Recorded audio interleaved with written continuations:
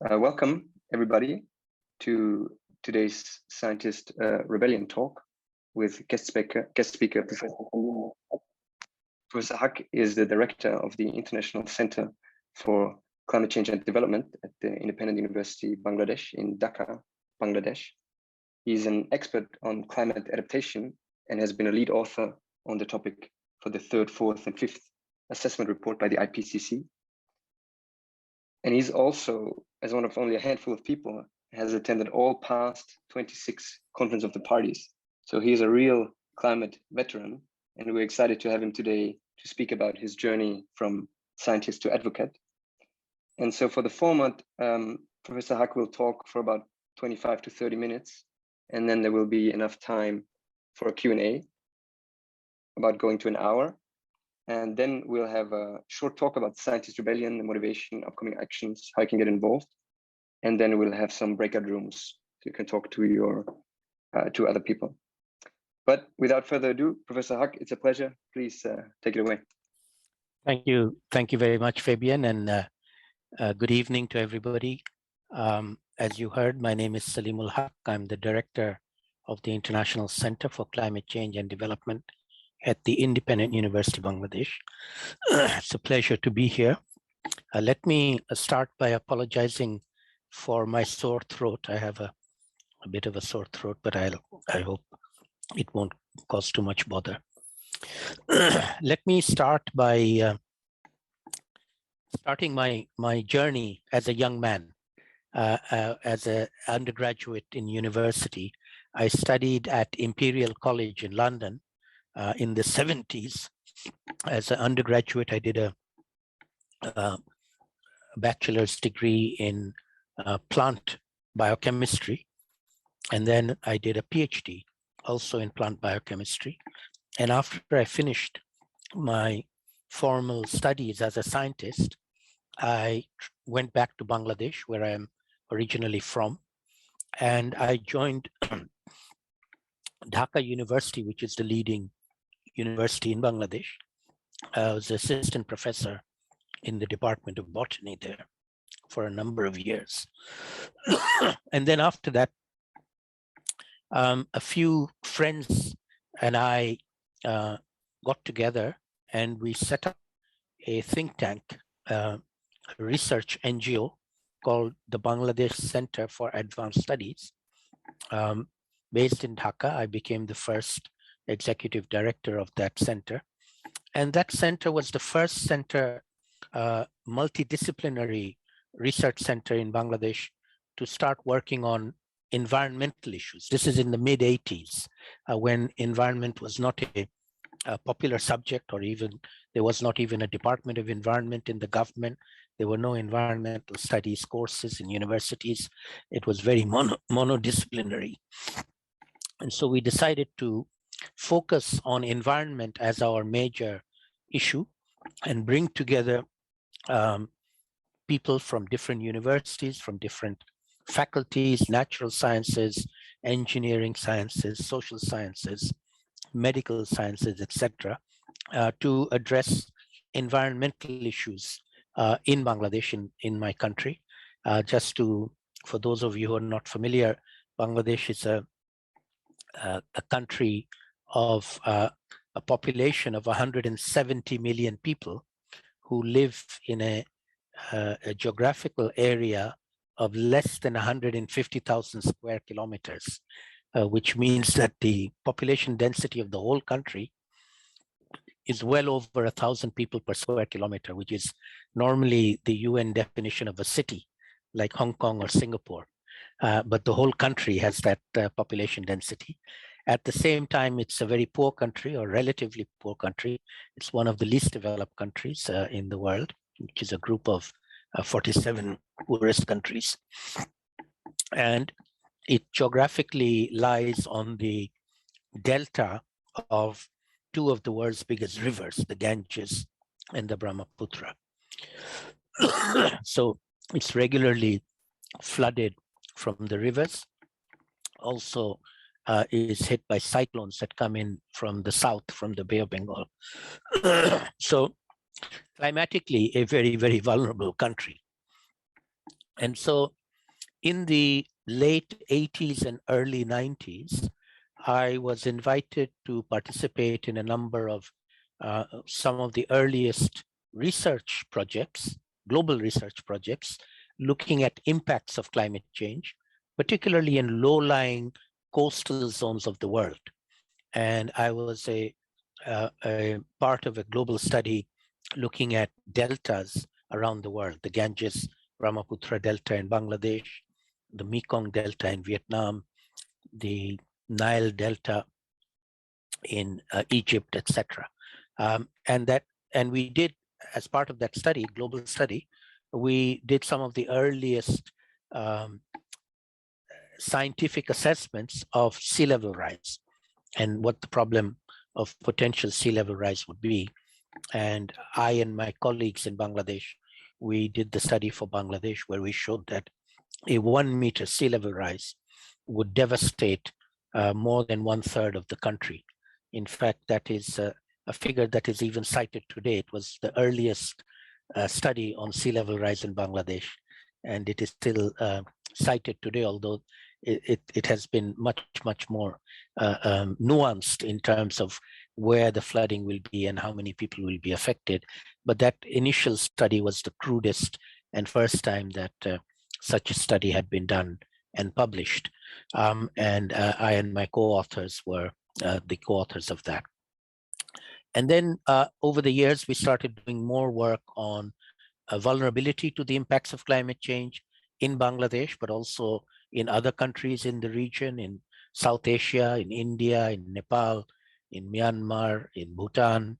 And we have a number of collaborators with whom we've been working over the years to do this.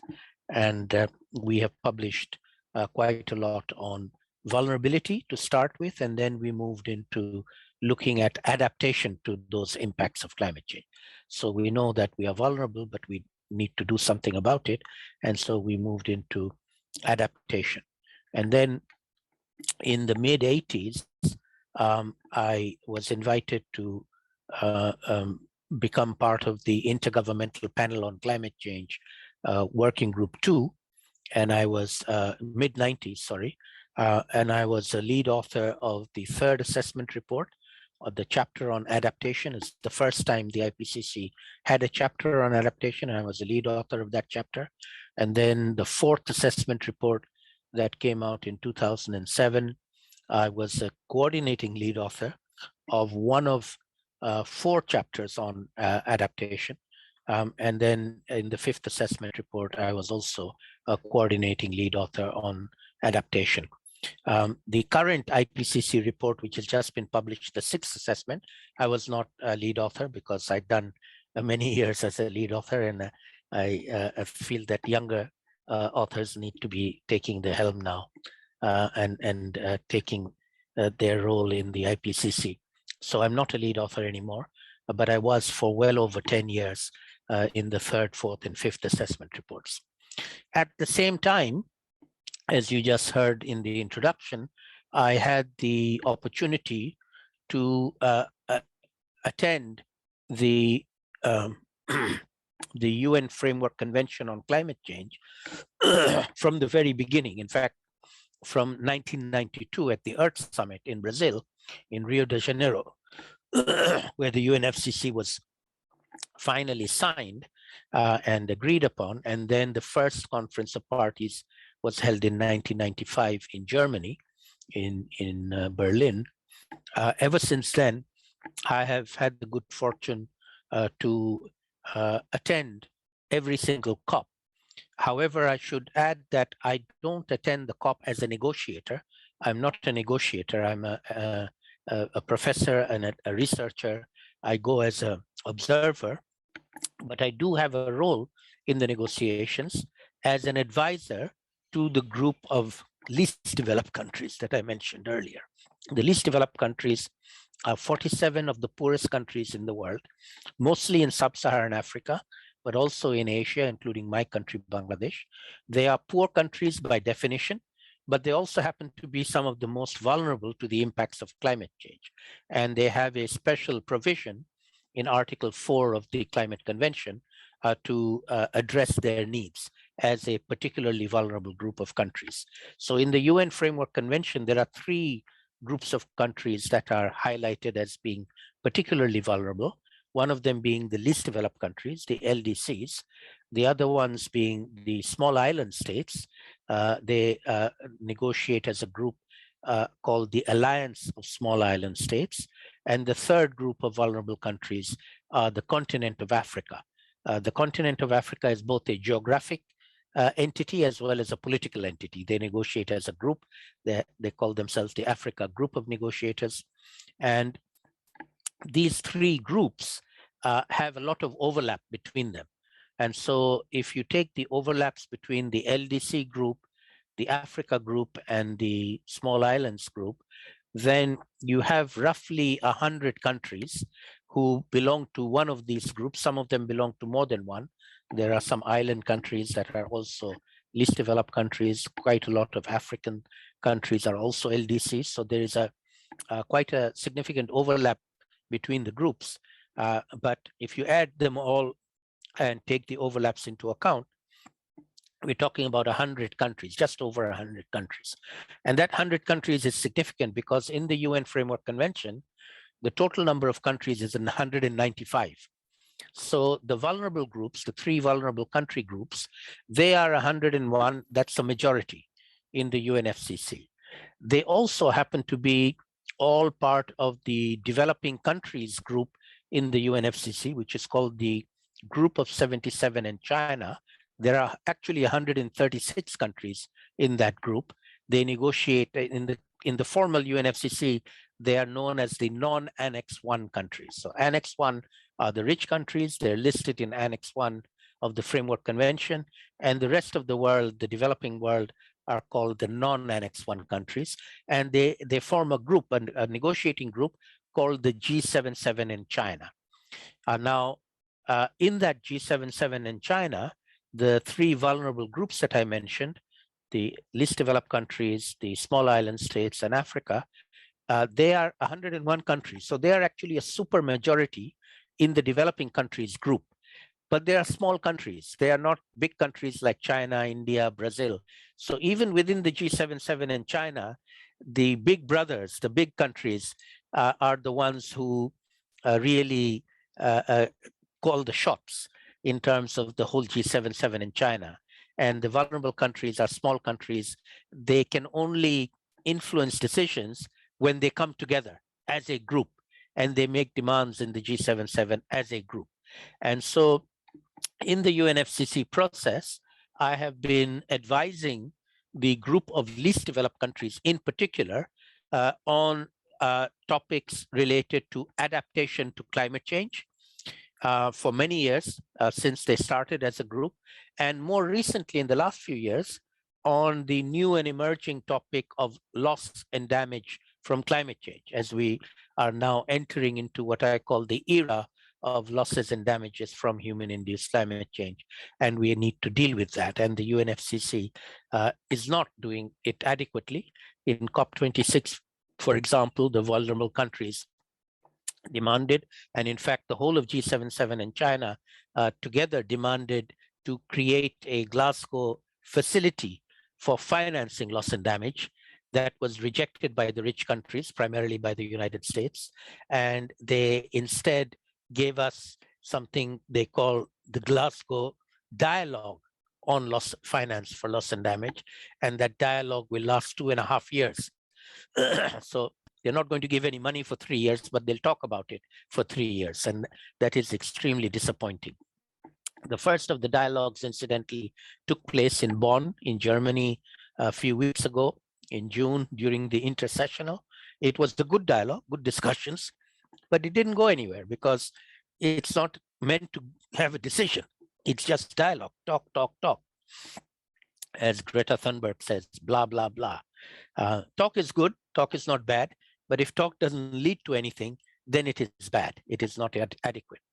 And so the vulnerable countries have asked for a decision-making agenda item in the upcoming COP, COP27, which will be held in Sharm el-Sheikh in Egypt in November. It is a provisional agenda item at the moment. we'll still have to fight for it because the rich countries don't want it to be there. They don't want to make a decision. As I said, they just want to talk, have a dialogue for 3 years and not do anything. But we want to push them to actually put finance on the table for loss and damage. So coming back to my personal history, as I said, I would say I have 3 primary hats that I wear at different times. The day job hat is I'm a professor in a university in Bangladesh called the Independent University Bangladesh, and I run a center, research center based at that university called the International Center for Climate Change and Development. And I would say our primary task there is doing research, primarily on adaptation to climate change and now loss and damage, teaching, capacity building. We have very, very bright young students, and we do a lot of teaching. We have a master's program in climate change and development. And we also run 2 networks of universities. The first network is based in Bangladesh. It's called Gobeshona. Gobeshona is the Bangla word for research. We have more than 50 universities and research centers in Bangladesh working on climate change. Part of that network, we have annual meetings and seminars and webinars and share our research. We have a website where we have more than 2,000 publications on climate change in Bangladesh. And we also run another network, which is across the least developed countries. It's called the LDC Universities Consortium on Climate Change, LUCCC, or LUC, we call it for short. And this is an official network of universities in the least developed countries.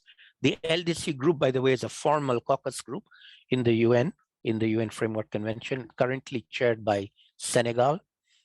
And my center, ICCCAD, we are responsible for this LDC Universities Network or consortium, where we work on primarily on locally led adaptation. That's our primary focus of research and work, and also now beginning to work on loss and damage from climate change.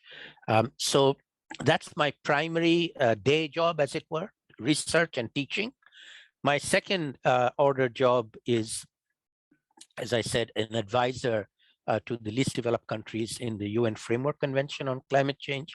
Also, I chair the expert advisory group of another group of vulnerable countries called the Climate Vulnerable Forum. It's a separate group. It's not a negotiating group. It's a group of political leaders, currently 55 countries. It was chaired for the last 2 years by the Prime Minister of Bangladesh, Sheikh Hasina. She has recently handed over to the President of Ghana, who will be the chair for the next 2 years, including in COP27. It's a political group. They were very active in getting the 1.5 degree goal in the Paris Agreement in COP21. That was something that they fought for very hard, and they managed to get into the Paris Agreement. So that I would say their primary achievement. And they're also now doing more advocacy work on loss and damage in particular. And so my second hat is as an advisor to vulnerable countries in the formal negotiations process, the UNFCCC and other international global meetings like the G7 and the G20. G20 is currently taking place in Indonesia, as you may know, where the vulnerable countries sometimes, not always, get invited to speak and participate. And I act as an advisor to them.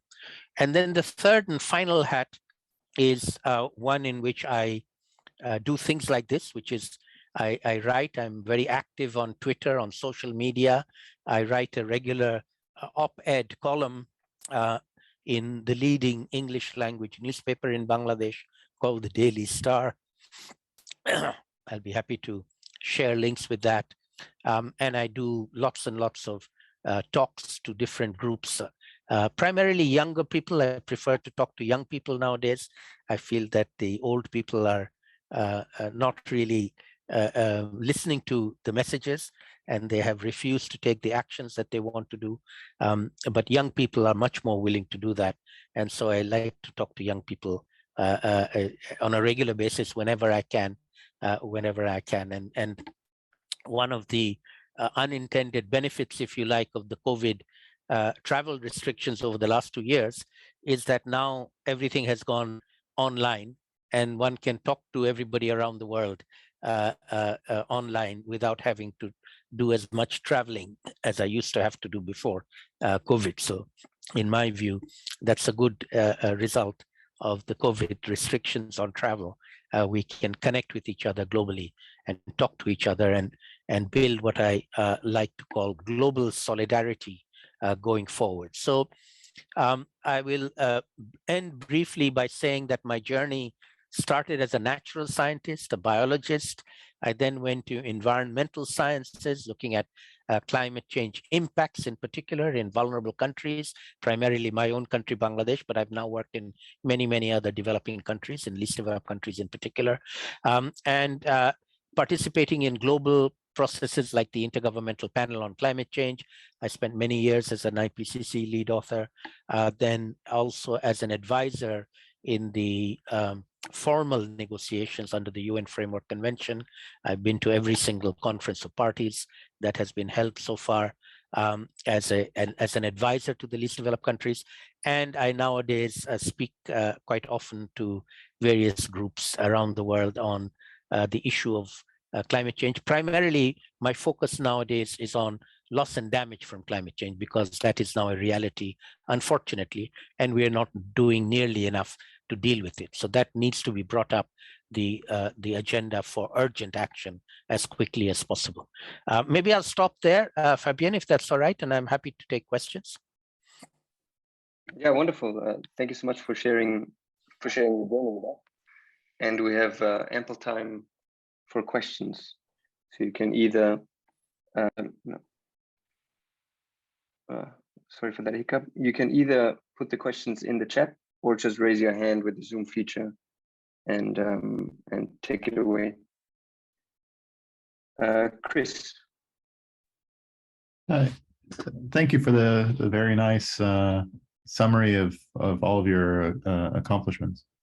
I was curious, for someone not in the field, what do you think the main barriers are to this, to the loss and sorry, what was the term? The loss and damages. So what do you consider to be the main barrier to progress there, or where's that conversation at? Sure. So that's an excellent question. The main barrier, in my view, and I'm giving a personal opinion here, is the allergy by the developed countries, primarily the United States of America. In fact, I would argue the US is now practically on its own on this particular topic, to what they fear, the issue of liability and compensation.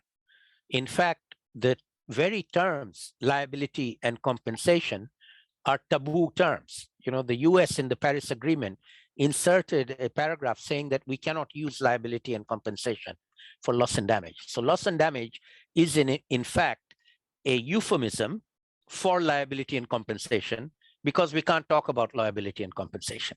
All right, so they agreed to talk about losses and damages without liability and compensation. But nowadays, the developing countries are not even seeking liability and compensation. They're just saying solidarity. Why not support the victims of climate change? Because everybody now realizes there are victims of climate change, including in developed countries. You know, there are severe wildfires going on in California right now, and hundreds of people have already lost their homes. That is loss and damage from climate change in the United States of America. And the American government is going to step in and help them to deal with the loss and damage. But the Americans are not going to help us in Bangladesh. They're refusing to help us. So the barrier is the refusal by the rich countries to take on any responsibility for supporting the victims of the pollution that they caused. The UN Framework Convention is a consensus-based decision-making process in which all 195 countries have to agree for any decision to be taken. And where you have the polluters who cause the problem around the table with the victims who are suffering from the polluters' problems. Unless the polluters agree, the victims cannot get any decision done. And that's what we faced in Glasgow. In Glasgow, the victim said, we need compensation, we need funding. And the polluter said, no, we'll talk about it for 3 years. We'll give you that much. We'll talk, but we won't give a penny. We're hoping to make them change their minds. Thank you. Thank you, Chris. There's a question in the chat. I can read it unless Dee, you want to ask it yourself. It is about the question is, how can people from rich countries help most affected countries getting the financial compensation? How can we raise our voices? That's an excellent question. And whenever I meet people in developed countries, particularly young people, I'll tell you what I share with them, and which is my message for everybody listening in today from a developed country. My first message is that as of today, as of this year, 2022, the second decade of this century, we have moved into a global world in many more ways than one. And climate change is the primary global problem that we are facing. And so the first thing that every individual who understands this needs to do is to think of yourself as a global citizen first, and a citizen of your country or your city second and third. So your responsibilities as a global citizen are to think of where you stand in terms of the pollution that you may be causing by virtue of the food you eat, the energy you use, the airlines that you fly on. If your footprint, your carbon footprint is bigger than the global average, which for most people in the developed world it is, then you must take some responsibility at a personal level for that. I'm not saying you have to give money. You just have to accept that you have some responsibility. On the one hand, you can reduce your carbon footprint, and many people do that. That's a good thing to do, but you can't reduce it to zero. We don't expect you to do either. What you can do in addition to reducing your carbon footprint is working with others, joining forces with advocates like the Extinction Rebellion and the Scientist Rebellion to put pressure on your governments, because your governments are the ones who are recalcitrant, who are refusing to take action. They've agreed to take action in the Paris Agreement, but they're refusing to implement the actions that they've agreed. Make them do that. Make your politicians do that. And so join hands with the rest of the world in solidarity with people. And if you want to join and support people in Bangladesh, I would be very happy to put you in touch. We don't need money, by the way. We're not asking you for money.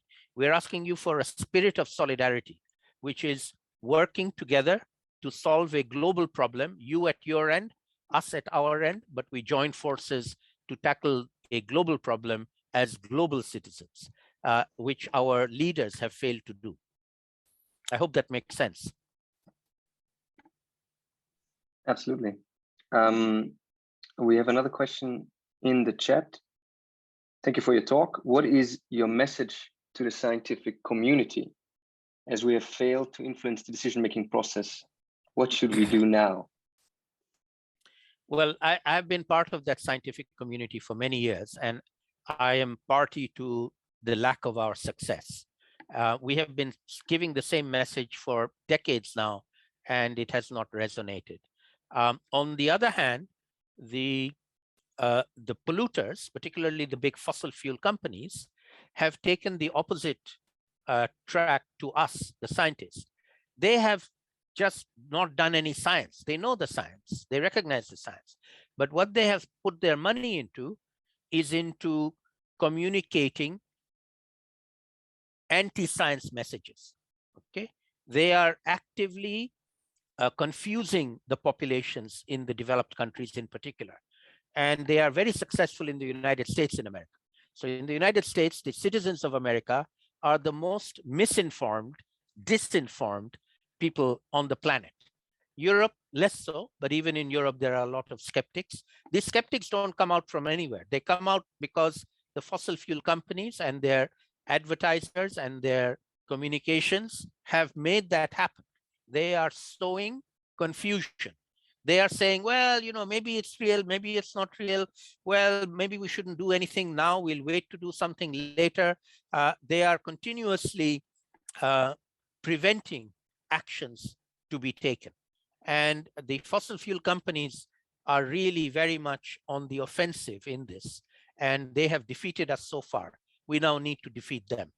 They are not innocent bystanders by any means. They are criminals, in my view. We need to identify them as criminals and criminalize their actions, including the individuals who work in those companies. Yes, yes, indeed. To press on this, just what, so for example, Scientist Rebellion is arguing, and I will talk about this in this talk later, to actually join forces with popular movements like Extinction Rebellion, to engage in civil disobedience, to pressure governments, to really think of how we can, you know, act and forcibly, rapidly change the trajectory we're on, which is 3 degrees, right? Which is potentially the collapse of civilization in, you know, in my lifetime. Would you call on the scientific community to join these popular movements, to realize that it's not an information deficit with policymakers, but to engage in civil disobedience themselves? Yes, I'm absolutely in favor of taking civil disobedience, not you know, actions that harm people, but actions that are part of civil protest and raising awareness, and enable the population at large in your countries. And this is primarily aimed at the developed countries, not the developing countries so much. Although we also do it in our own countries. You know, in Bangladesh recently, we had a movement to prevent or stop our country from investing in a whole series of coal-fired power plants. And initially, the government was going to go ahead. They had a plan for 12 coal-fired power plants. And we scientists and young people in particular started a movement to oppose it and to promote renewable energy instead.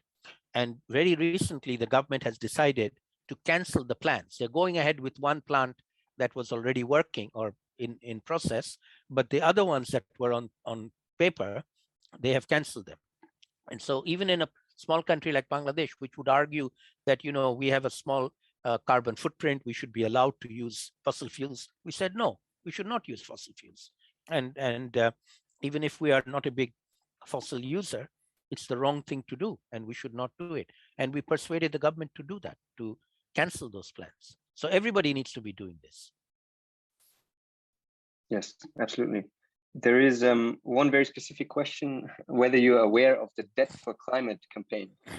And if yes, what do you think about it? Yes, in fact, I mentioned the Climate Vulnerable Forum, 55 developing countries. Under the Climate Development Forum, the Climate Vulnerable Forum, they have a group of finance ministers. They call them the V20, although they're now 55 finance ministers. They are pushing very hard with the International Monetary Fund to have this debt cancellation for the vulnerable countries, because the vulnerable countries are all burdened with huge amounts of debt, which they cannot possibly pay up if they are forced to pay. You can just see today on the news what's happening in Sri Lanka, where they're simply unable to pay for anything. They can't pay for food, they can't pay for petrol, they can't pay for medicines, and that should not be allowed. So there's very active discussions and campaigning going on to get the IMF to provide special drawing rights and debt cancellation. So very much in favor of it. Excellent. There is there's a question that speaks to the fact, you know, Einstein famously said that the definition of insanity is to doing things over and over again. And there's a question on how valuable do you think the COP process is these days? You know, and he says, the questioner says, as an outsider, it feels like it was useful at the start, the Kyoto Protocol, probably also Paris, but from Copenhagen onwards, he says it seems to be failing. How do you think that the COP process is useful these days, and how may it be adjusted going forward? Sure, very good question. So it is imperfect, that's for sure. It was never perfect. And I mentioned one of its problems. It works on consensus, where the polluter and the victim of pollution have to agree to a decision. And if the polluter doesn't want to agree, then we don't have a decision. And that's what we've had for many, many years. On the other hand, there have been successes. The Paris Agreement was a success. Keeping the global goal at 1.5 degrees was a success. The vulnerable countries fought for that.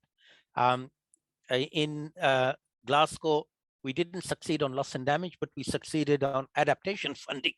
So more finance for adaptation. So there are incremental gains, not huge gains. We're not solving the problem by any means. We're lagging behind. On the other hand, the reason why it's important for it to continue and why I continue with it is that the UN Framework Convention on Climate Change, where all 195 countries in the United Nations have a seat at the table and can discuss and talk, is the only place where the vulnerable countries have a seat at the table.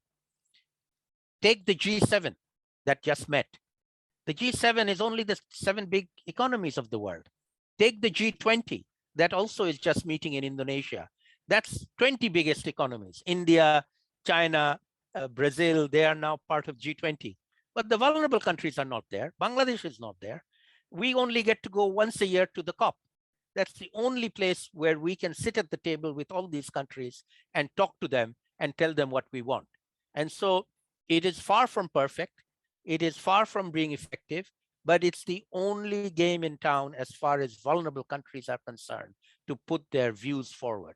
And therefore, we have to stick with it. We cannot give up on it. Yeah.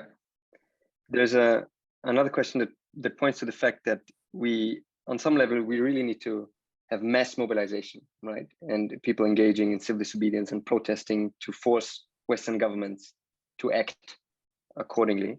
And the question is, how, in your point of view, could we get populations from rich countries, Western countries, on board to push politicians to take action?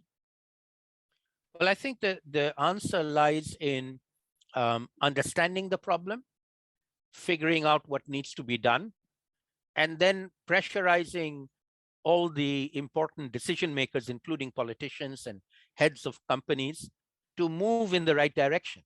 And one of the tools that we all have are as consumers. We can consume good products and avoid bad products, and let the companies know, the bad companies know that we are not going to buy your products. Let the good companies know we will buy your products. And in the macro global sense of what we need to do, we need to shift from a fossil fuel based global economy to a sustainable energy based global economy as quickly as possible. And unfortunately, that's not easy because we are over dependent on fossil fuels. And right now, if you look at what's happening with the war in Ukraine and the Russian natural gas supply to Europe, the Europeans are looking for fossil fuel. If they had invested in renewables 20 years ago, they wouldn't have to do this. They didn't. They just kept on like a junkie. The world is like a junkie, a drug addict. We need a fix. We need fossil fuel fixes. We can't think beyond it, but we have to think beyond it. Yeah, on the topic of the economy, there's a question of, and that speaks to the point that we are living in an economic system that is focused on profit accumulation and growth, and that correlates very well with greenhouse gas emissions and environmental destruction. And there's this idea of a degrowth, of an equitable downscaling of global north energy use and so on. And what is your view on that proposal on degrowth, and how can we kind of combat this dogma of infinite growth? Absolutely. I subscribe to the view of limits to growth, and I would make a nuance to that. That is, the growth that we have had so far, which has been has had two major flaws. The first one, it has been anti-environment. So destroying the environment has been profitable for companies and for countries, And therefore, we have destroyed our environment, all countries, everywhere. This is a global economic phenomenon. The second flaw with the growth model that we have, it is growth for the rich, not for the poor. And it has led to disparities between the rich and the poor in a very, very fast and rapid way. Both of these are the wrong kinds of growth. So what we need to do is to change growth patterns to a more sustainable pathway. I mentioned energy, sustainable energy, but there are many other metrics as well on energy, on use of resources, on use of minerals, on use of plastics, and so on, where we need to be enhancing sustainability to start with, and then degrowth in the longer term. I certainly subscribe to that myself, although I'm not an economist, by the way. That's often a good thing. I'll on that question, just to follow up, how do you see, there's a recent paper last week in general that the IPCC Working Group 3 scenarios are often perpetuating colonial inequalities. They continue with the energy inequality far out into the future. They assume, this notion of green growth, that we could just green growth and continue with business as usual, and at some point employ large-scale negative emissions technologies. Do you feel that this is at all realistic, adequate, just, or do you think that there's actually a bias within the scientific community that is perpetuating the inequalities that we see in the world? So my view as a scientist from the global south is that the bias and the unlevel playing field between the rich world and the poor world, let us call it the global north and the global south, manifests itself in many different ways, in economies, in development, in decision-making, global decision-making, and also in the scientific world. I have been a member of the IPCC for many years. When I started, I was just a handful of global south scientists. Now, in fact, I have worked very hard in the IPCC when I was part of it to enhance the number of global south scientists. And now we have many more, but it's still predominantly global north science and scientists. And if you look at the citations of the science in IPCC, although it is improving, it's getting much better, it's still predominantly scientists from the global north who get cited and scientists from the global south who do not get cited. And there is a clear colonial or post-colonial bias in who gets to do research, who gets funded to do research, who gets to publish research, and then who gets cited once they do get published. And that's something that I've been fighting against my whole life as a career, as an academic, to enhance the number of scientific articles that come out from the global south. Yeah, thank you for that. There's a couple of other questions. One question is broadly on the concept of climate finance to the global south, and in what sense it is essential for climate change adaptation, mitigation, and loss and damage. Sure. So I'm sure everybody on this call is familiar with the promise that was made in the Paris Agreement by the rich countries to provide $100 billion a year, starting from 2020. They have not done that. They have reneged on that promise. And the amount of funding that they have given, we're not sure how much because there are disputes on the figures, but let us say in the order of 70 to 80 billion so far. The vast majority of that, 80%, has been to support mitigation actions in the developing countries, and only 20% for adaptation. And that's completely wrong. The poor countries have been asking for 50-50. They're not against supporting mitigation, but they say it should be half and half for mitigation, half for adaptation. One of the success stories in Glasgow in COP26 was the developed countries agreed to that was not right, and they agreed to double their funding for adaptation and to reach the 100 billion as quickly as possible. We are still not, it's 2022 this year, and we still haven't reached 100 billion for this year. So we still expect them to fulfill that promise. On the other hand, the situation has moved so far into the danger zone that the 100 billion is now a trivial amount. It's no longer even a fit for purpose amount. It is just something that was promised, was not delivered, so we talk about it. What we need now are trillions. We need the global economy to shift, both for mitigation, also for adaptation, and also now for loss and damage from climate change. And so that's what we are pushing for, a global economic shift, not just climate finance as a separate entity, whether it's 100 billion or plus or minus a bit more. Those are now irrelevant amounts, actually. Yeah, there's another big question here on the optimal balance between investment and adaptation vis-a-vis mitigation. So the war in Ukraine has marked a backsliding on previous commitments by G7 countries to discontinue new investments in fossil fuels. So most notably Germany, the US, Japan. The EU is on its way to kind of declare and methane gas as green. And do you think that this signals that the battle on mitigation is all but dead? It certainly signals a step backwards, that's for sure. I won't call it dead yet. We have to keep moving back. So, the whole history of tackling climate change has been a process of what I call 2 steps forward and 1 step back. And we are now in a back step. Now, the trick is to make the back step only 1 step and not 2 or 3 steps.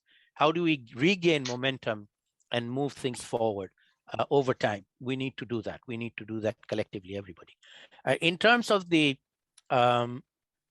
division on mitigation and adaptation, mitigation is by far the most important in terms of the numbers of investment, the magnitude of investment needed. I spoke of trillions of dollars. This is available. This is in the global market. Trillions of dollars get invested all the time. We need that trillions of dollars to go into renewable energy, sustainable energy, and environment-friendly investments all over the world. They are not doing that at the moment. They are moving to some extent, but nowhere near fast enough. On adaptation, unfortunately, there is really no private sector incentive. There's no profit to be made by helping poor people adapt to the impacts of climate change. That's a global good. It's a responsibility of governments. So governments need to give the money to help their poor people adapt to the impacts of climate change. And now we have a third kid on the block, which is losses and damage from climate change after they happen. And once they happen, you cannot then adapt anymore. It's beyond adaptation. You just have to compensate and help the victims. And now we have to do that because there are victims every single day somewhere in the world. People are losing their lives. People are losing their livelihoods. They're losing their agriculture. In fact, in Bangladesh, in my country, in the last few weeks, we had a 1 in 100-year flood in the northeastern part of the country, where several million people are still stranded. The good news is that in past decades, when we had these kinds of big floods, we would have thousands of people losing their lives. We don't anymore. There were only a few dozen people who lost their lives because we have one of the best early warning and evacuation systems in the world. We don't leave people behind. We get them evacuated. In fact, when you saw the floods that took place in Germany last year that killed nearly 200 people, we have orders of magnitude bigger floods that don't kill that many people in Bangladesh. So the loss of life has been brought down very successfully. We are adapted, but we still have loss of livelihoods, loss of homes, loss of agriculture, loss of infrastructure, and that causes a lot of damage as well. Yeah, and somebody in the chat observes that, yeah, it's a choice. We can just create trillions of money as we did to fight COVID, exactly. And it's a choice. Absolutely. That's the argument that's being made. We need to make that choice. Yeah, there's one question I glanced over earlier, which is what do you say to all those deniers that point to China as the main polluter, saying it doesn't make sense to do something before China reduces the pollution? Well, the China, classic, China, classic argument for. Sure. Well, there is a merit to the argument that China is now the world's biggest polluter, if you count ongoing current emissions. But there are two very fundamental aspects to that characterization that need to be taken into account. The first is a large part of China's emissions are because they are producing goods for the rich world. So the rich world has actually exported their emissions to China, who is emitting greenhouse gases on their behalf. The second part of the explanation is that the global temperature rise is primarily because of accumulated greenhouse gases, not current emissions. Current emissions will raise the temperature in 20 years from now. But the temperature that we have now, which is over 1 degree centigrade, is primarily from past emissions for which the handful of rich countries are by far the biggest contributors. They have the biggest responsibility for causing the problem, and therefore they have the biggest responsibility to tackle the problem, which they're not doing. So simply blaming China is not going to get them off the hook. But that doesn't mean China should not also do something. They should certainly do something. Yes. Are there other questions for Professor Huq?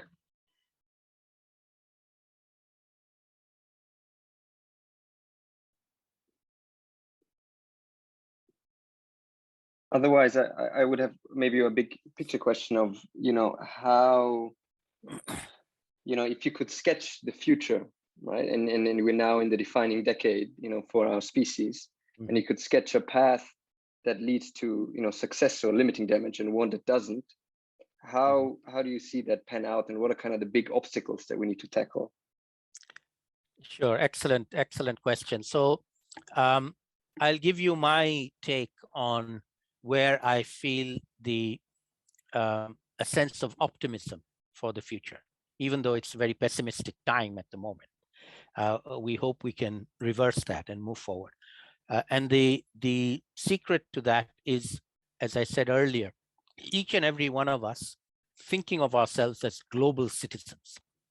So everybody on this call, we are scientists, we do our own science, but we're also global citizens, and we need to be working together, collaborating with each other to tackle this global problem. It's a scientific problem. The scientists have a big role to play in teaching everybody else what needs to be done, telling people what works and what doesn't work, and then supporting actions to take the actions that are needed. And so we need to act as global citizens using our scientific knowledge and our scientific research collectively to do that. And others do the same. School children, the Fridays for Future school kids, every Friday they come out and they demonstrate all over the world, millions of kids, they are doing it. Unfortunately, our politicians are not doing it. The politicians are the ones who are lagging behind. Some are, we need to help them, we need to support them, but we need to form these global coalitions of many different kinds, different actors, and form coalitions of the willing to take actions forward. And I'm very happy to engage with scientific groups who want to be part of that global action. Excellent. Wonderful. Thank you. Thank you so much for your time. And this was great. But let me briefly talk about Scientist Rebellion, the motivation, upcoming actions, and how you can get involved. And I want to keep this short, and so I won't talk about the scale of the emergency or the recent and ongoing weather extremes or the scientific articles that keep coming out telling us how bad it is, that it's worse than predicted. Instead, I want to focus on the science and policy interface. And here we see, as we also discussed now, just failure of communication and failure of listening of epic proportions.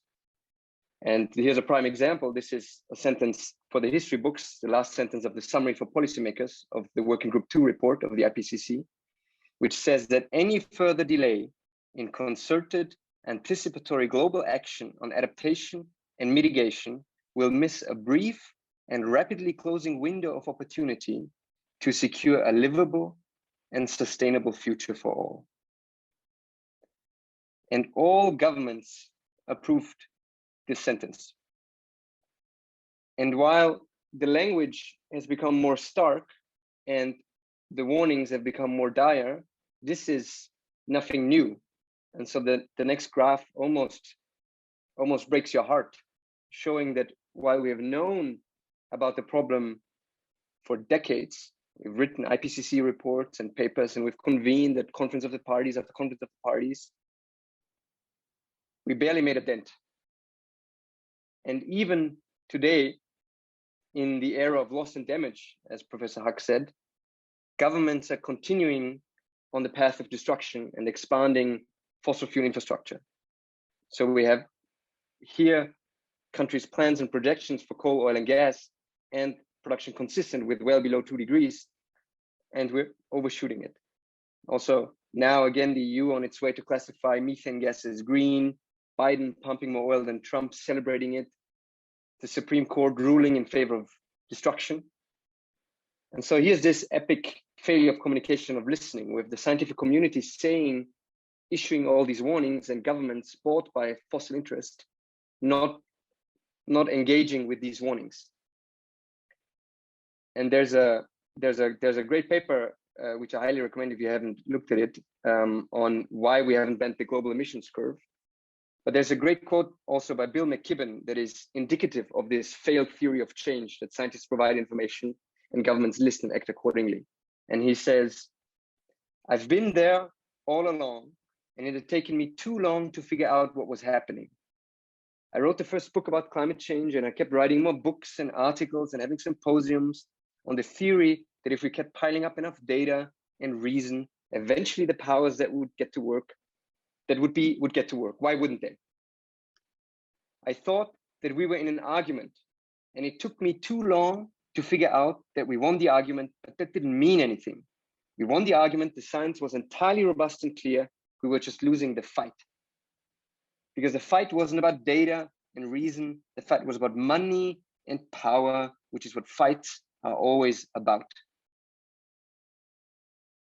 And so here we are in 2022, in the critical decade that will determine the future of the human species. And we're running out of time. And so we have to stop doing science as usual, writing IPCC reports, publications, and so on, but rethink, and instead rethink the role of scientists and engage with how social change happens at a massive and urgent scale. And as past struggles and the social science indicates, the way to force rapid change is through civil disobedience, mass civil disobedience. And this is where Scientist Rebellion comes in. It's not only a group that endorses mass civil disobedience, but one that engages in it. So Scientist Rebellion is a global movement of scientists and academics, from PhD students to full professors, who engage in civil disobedience, who peacefully, non-violently, intentionally break certain aspects of the law to express that we are not willing to stand by the destruction of the natural world, the destruction of human societies, the destruction of our hopes and dreams. And there's something powerful when academics and scientists and senior scientists engage in civil disobedience, because they're one of the most trusted groups in society. They can use their privilege, their access to media, to support other civil disobedience groups and to light the spark of the global climate revolution, which is necessary to avert the path of destruction that we're on, 3 degrees by the end of the century, hundreds of millions of deaths, civilization collapse in my lifetime. And maybe you've heard about the actions Scientist Rebellion did in April, where over 1,000 scientists and academics in 28 countries took to the streets when the Working Group 3 report from the IPCC came out, and engaged in all kinds of actions, blocking ministries, government ministries, corporations, engaging in occupations, teach-ins, street theater, strikes, and this led to multiple arrests mass arrests in multiple countries, and also to global press coverage. And now we have local Scientist Rebellion groups all across the world, and they are working independently, engaging in their actions as a decentralized. And some of those groups are working towards a big action in October, And the idea here is to concentrate forces on a single country in Europe and to collaborate with many other civil disobedience groups and to engage in a campaign with repeated actions until a demand is met or everybody is imprisoned. And at the same time, we're organizing solidarity actions across the globe at the same time. And this is going to be huge because it has to be. Again, it's 2022. This is the defining decade for the human species. And there comes a responsibility with knowing the scale and the urgency of the crisis that we're in. And it's funny to be born into this moment, into this juncture in the human story. And there's a scene in The Lord of the Rings that I think about a lot in this context. And it's Frodo saying, I wish the ring had never come to me. I wish none of this had happened. And then Gandalf says, so do all who live to see such times, but that is not for them to decide. All we have to decide is what to do with the time that is given to us. And so I encourage you to get involved, to join Scientist Rebellion. I will, in a moment, send out some links in the chat. And to take part in the greatest challenge and greatest fight that we've ever faced, and to not be a bystander. And involvement on all levels is needed here. We don't only need scientists and academics who then get arrested on the street, but we need people who can give talks, or mobilize, organize these series, social media, designers, and so on, help with the website. So whatever your skill, whatever interest, you are needed in this.